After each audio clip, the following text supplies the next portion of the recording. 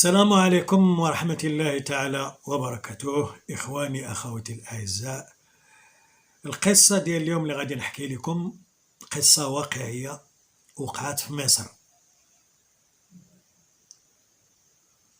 هذه واحد الأسرة، يعني أب والزوجة ديالو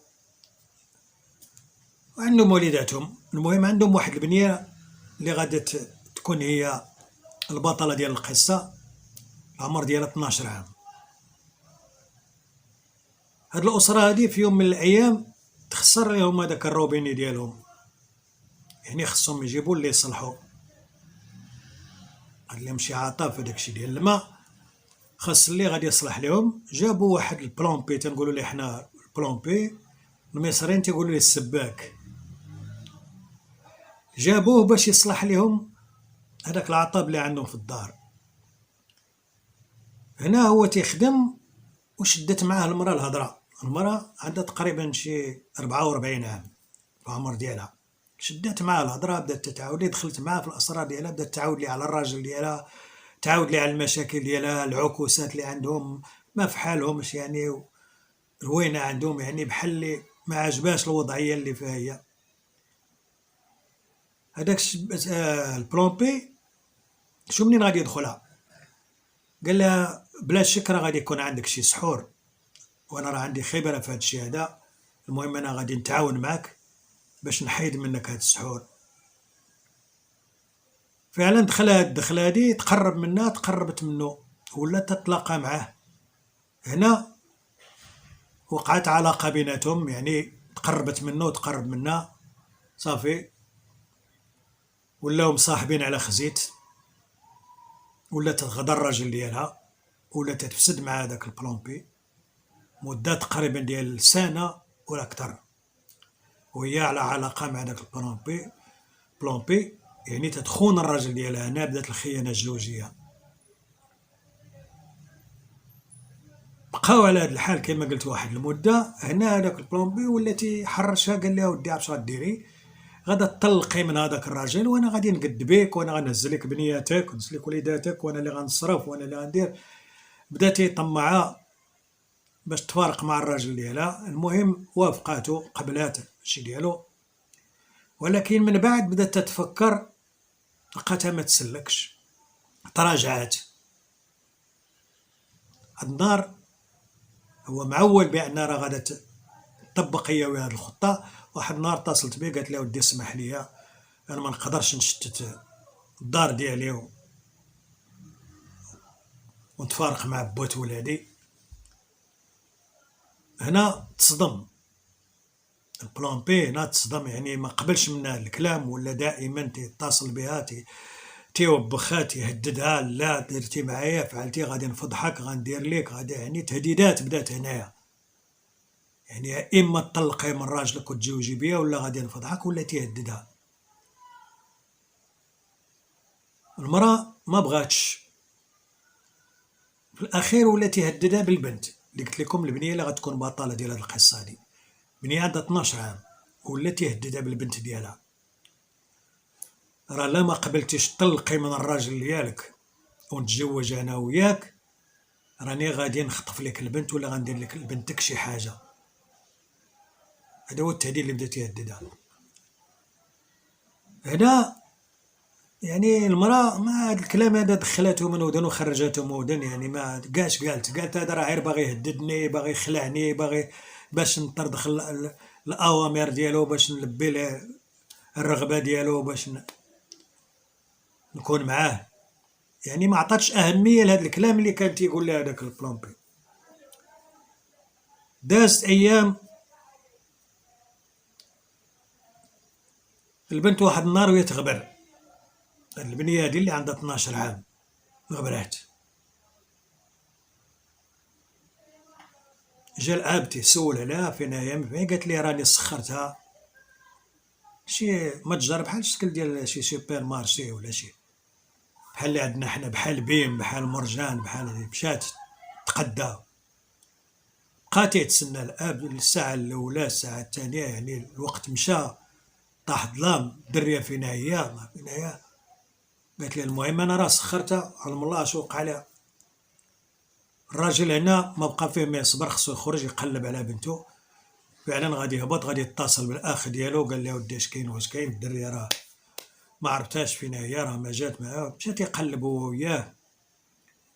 فعلا غادي يمشيو عند الامن، غادي يديكلاريو بالدريه وداكشي. تعرفوا تيديروا داك القوانين اللي تدار ديال كيفاش خاصك تبقى واحد المده تعلم. يعني كان تقريبا 24 ساعه ولا هادي. المهم الدريه فاتت 24 ساعه، فاتت 48 ساعه، الدريه ما بقاش بان ليها الاثار. هنا الام عرفت بانه غادي يكون هذاك البلومبي هو اللي دا الدريه. بقات عرفت ما غادي دير، تعترف لهم.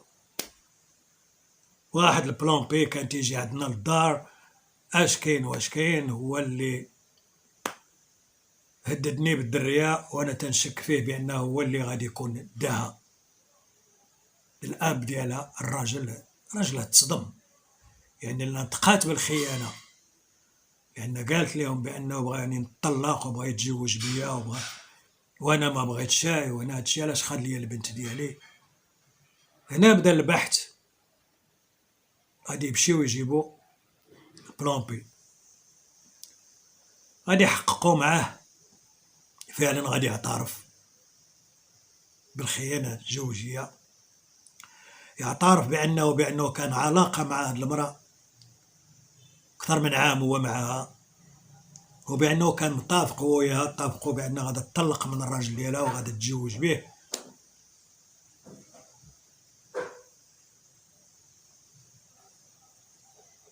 وعلاش؟ ملي ما بغاش يتزوج به ناضف، هو اللي غادي ينتقم منها. ما عليناش. البوليس جاو هني لديك المنطقه، تيقلبوا تما، كاينين شي كاميرات، واذا بهم تيطيحوا بواحد الكاميرا فيها واحد سياره صغيره بحال الهوندا، وقفت حدا الدار، والدريه خرجت ركبت معاه، مشات في واحد السياره صغيره. ملي زمطوه وزيروه اعترف لهم بانه فعلا هو اللي جاز الدريه الصغيره. كيفاش غادي يديها؟ اتصل بها قبل ما تهبط عنده، اتصل بها قال لها راني شريت لك واحد البورطابل جديد، المهم هبطي باش نعطيه لك. وقالت للام ديالها، الام ديالها يعني سامعه بانه بغى ينتقم لها من بنتها، وما داتهاش في هذاك الكلام، هذاك الشيء ما حضراتوش. اللي قالت لها راه شرا لي البورطابل، قالت لكم راه عزيز عليه الدريه، راه يعني ما منعتهاش. البنت هبطات عنده، ركبها في السياره، تتسنى يعطيها البورطابل، قال لها قال نسيت البورطابل عند واحد صاحبي، يلا يلا معايا نمشي ناخذو من عنده ونعطيه لك. صافي هي هذيك دات الدريه مبقاتش رجعات. والغريب في الامر هو الدريه ماتت. هذا باش قلت لكم هاد القصه راه العبره ماشي الفرجه، وقصه واقعيه وقعت في مصر. عنده واحد صاحبو تيدوب داكشي ديال الحديد، يدوب النحاس، اتفقوا يعلم الله شحال دار معاه ديال الفلوس. غادي يديو الدريه، عنده واحد البرميل تما يديرو فيه لاسيد قلتي ولا ما قاطع.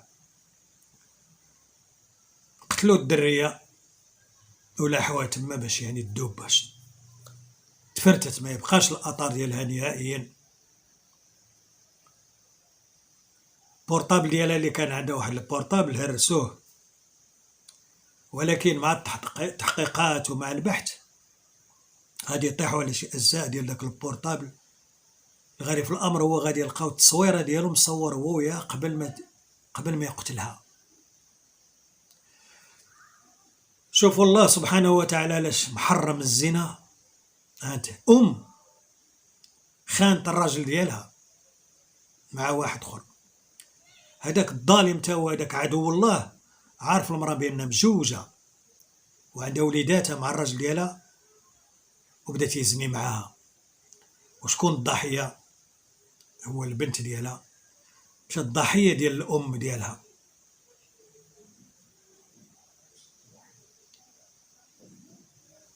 يعني هنا تعرفوا الحكم ديال مصر، يعني بالنسبة لهذاك البلان بي وصادق ديالو هادوك غادي يكونوا إعدام، هادوك ما كاينش عندهم هما تما يما ارحميني. وهي تاهي شوفاش من عقاب غادي تعاقب على الخيانة الزوجية، وهي السبب ديال البنت ديالها باش وقع لها داكشي اللي وقع لها. اخوان ديالي اخوات ديالي، تنظن غتكون عجباتكم هاد القصة هادي. انا القصة شفتها ما بغيتش مرور الكرام، بغيتكم انتم تسمعوا ليها وتشوفوها، لان قصة للعبرة ماشي للفرجة. لجميع الامهات اللي تينوضوا تيغدروا الرجال ديالهم، او الرجال اللي تيخونوا النساء ديالهم، لان الله يمهل ولا يهمل، لان بحال هادشي تيتفضح. شوفوا النتيجة دابا ديال هاد الغلطة اللي ارتكبتها المرأة، كانت الضحية ديالها البنت، وهي حتى تيدوز عمرها كله في الحبس. اخوان ديالي الاخوات ديالي، نودعكم حتى لقصة اخرى ان شاء الله. صيفطوا لي التعاليق ديالكم واعطوني الرأي ديالكم في هاد القصة هادي، باش ان شاء الله نعاود نعطي اكثر. وتنشكر جميع الاخوة اللي دخلوا عندي جداد في هاد القناة هادي ديال الحداوي شو. بارطاجيو هاد الفيديو، ابوناو عند عمكم الحداوي. ظلم الله سبحانه وتعالى يدير لنا تاويل ديال الخير في هذا الزمان هذا اللي انا ما بقى ما يتعجب، كما تيقولوا عيش نهار تسمعوا اخبار، ولينا نسمعوا اخبار وما في نهار واحد.